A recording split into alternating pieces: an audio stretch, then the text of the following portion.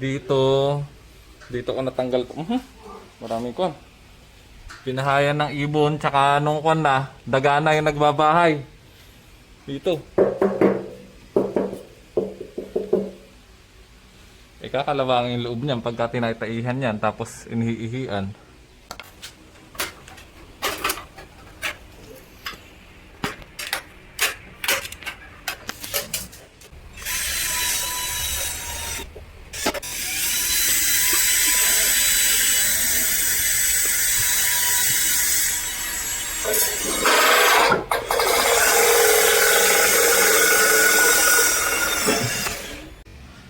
Walang dadaanan yung daga dyan. Nanunulay yung daga dito eh. Galing din eh. Ewan ko lang yung kabila.